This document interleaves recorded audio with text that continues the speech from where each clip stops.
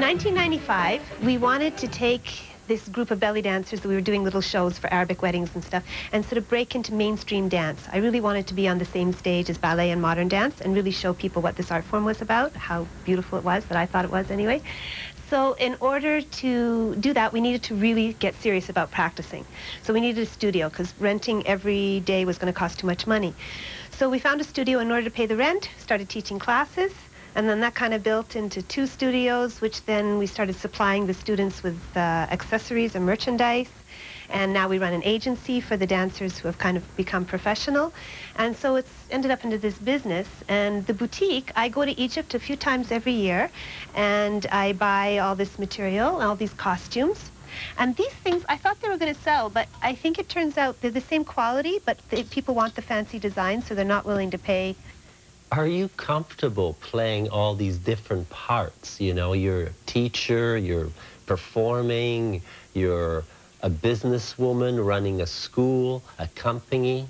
No, I'm not comfortable. I hate it. If I had my choice, all I'd do is choreograph. Mind you, the trips to Egypt to buy stuff, okay, that's fun. But running a business, I'm very bad at business. I don't understand money. Money doesn't understand me. I'm always in debt. If I had enough money to just pay somebody to do all of that, then, you know, obviously I would just choreograph. So do it, but be like more forward, at your upper body more forward towards him. Okay? The world of Arabesque dance theater and Middle Eastern dance never existed for me at all, just until this last October. Because I'm pursuing the contemporary dance scene, jazz, and musical theater, so this world, this culture never existed for me. Until one day when I checked the Dance Ontario website and there was an ad from Arabesque Dance Company seeking male dancers.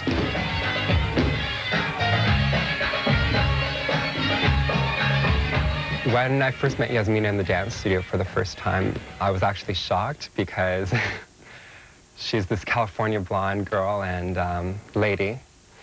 And, you know, belly dancing is very empowering to the female image and energy. So I was surprised that she wasn't this like dark, kind of powerful lady, because she's very sweet, she's very soft, and she's very clear with what she wants.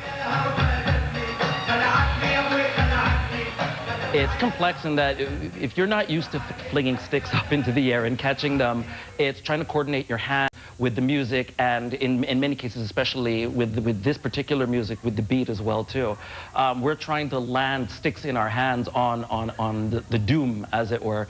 And if you're not used to doing that, it's very hard. And you still have to be able to get your mind and your hand to be working together to catch it on the beat, and be able to split second change what you're doing to be able to flip them or do whatever it comes next in the choreography. So it's quite that link of mind and body. After a while, you can do it in your sleep, but it does take some practice. It really isn't as easy as it looks.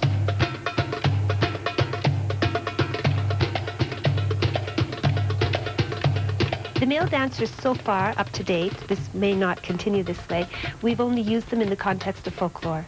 So I've used them in the context of taking those traditional dances I saw in Egypt and bringing them to Toronto and try to give Canadian audiences a feeling for that. We've only worked with a few different styles. I haven't worked anything with abstract ideas with male dancers yet. I want to in the future. I have a few ideas. And to even work with the whole female-male energy together using this art form, I want to work with that as well, but much more experimental. But we really only in the last year or two had male dancers to work with. Working with Yasmina, I believe, has enriched my sense of awareness. It is great. The senses that I'm taking away from working with Yasmina are the deep sense of musicality because of the not set count. The music is so rich and passionate and subtle. There's so many layers to the music that we work with.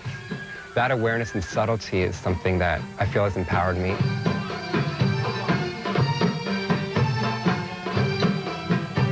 Music is very important to belly dancing as an art form, more than I think other dance forms. It's all about the music, especially the solo belly dancer. Solo belly dancing is an improvised thing, and the solo belly dancer has to be a complete reflection or a visual embodiment of the music. Each instrument you can see moving through her body. Almost every woman I've ever met who finds themselves in belly dancing has this kind of, it feels like almost primal attachment. It feels like you've heard these songs and these instrumentations, they haunt you. I know that I, as a dancer, need to move to music that moves me. And this has consistently been the type of music that has moved me the deepest thus far.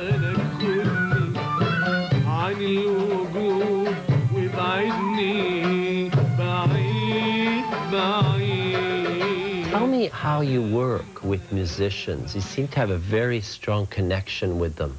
I was very lucky because when I started belly dancing, it was at a time that was unique. It had never happened before and it will never happen again.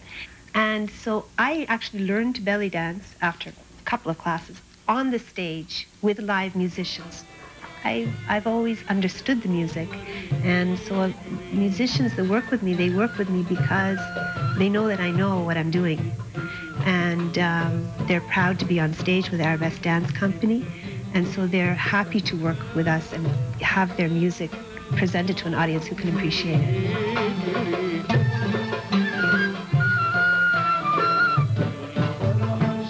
Live music is always so much more entertaining for the audience and the dancer as well. And they were all Arab, which, well, not all of them, most of them were Arab, which was really helpful too, because it's their culture, so they know the music really well. When I work with the dancer, it's a mutual relation. My beat moves her body, and according to my beat and my tempo and my technique, she moves. You know, it's a conversation happening at all times. You know, I'm telling her something, she's answering me, or she's telling me something, I'm answering her. So it's a back and forth kind of relation between both of us, which also translates to the rest of the music, but mainly for drumming.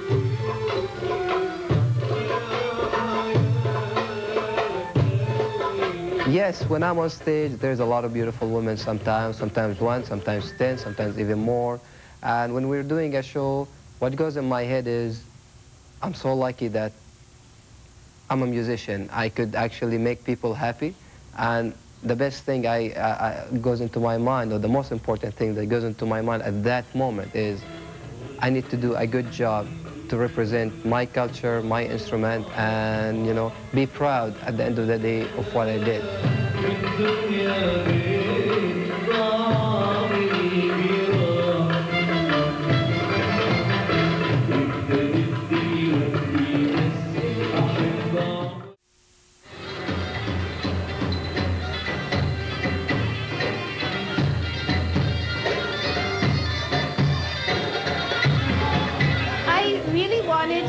My students to know what it's like to dance in a real Arabic nightclub with a live band and get that experience of improvising and also doing folklore.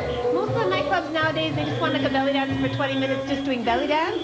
And I really wanted my students to experience what I got to experience for 15 years. So I created this night every Sunday night, and we've been running for 2 years now.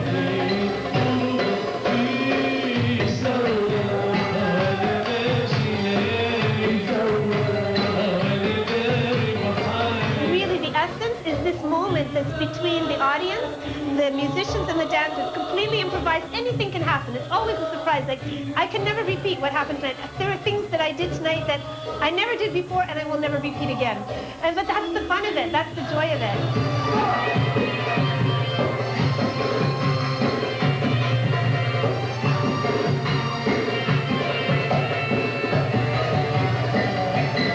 I think with the heightened awareness of the Middle East, with all that's going on in the world right now, it has had different kinds of effects with my business. In the beginning, when 9/11 happened, I lost a lot of contracts, and we lost a lot of business.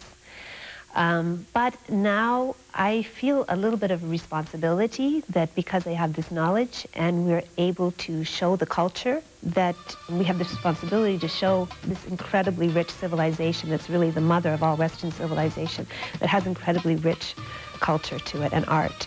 Part of our shows, when we create them, they're for many different reasons on many levels, and that is definitely one of the reasons, is to hopefully get a little bit of that message through, or just, you know, people want to know. They want to understand, who are these people that are so angry with us, you know? Life would be very good. If everybody played an instrument instead of carrying a pistol or a rifle or a tank or anything like this. We're sharing our culture through each other rather than trying to erase each other. I'm trying to learn something from these people, they're trying to learn from me. I hope and I wish that, you know, even throughout the whole world, this would become kind of like the mainstream. You know, even you look at the conflicts where I came from, you know, which is Israel or Palestine. I think music or art in general just will, you know, try to give it and take between each other, will have a much better work. I think that all artists, whether they consciously realize it or not, are trying to explain through their art the mystery of the universe, whether it be in a painting or in a piece of music. And I think sometimes artists have a vision or an inspiration which allows them for a second to glimpse the mystery of the universe. And the only way they can explain it is through their art. So it's the same thing with me and dance. I'm trying to do the same thing as well. And it just came out belly dance-wise.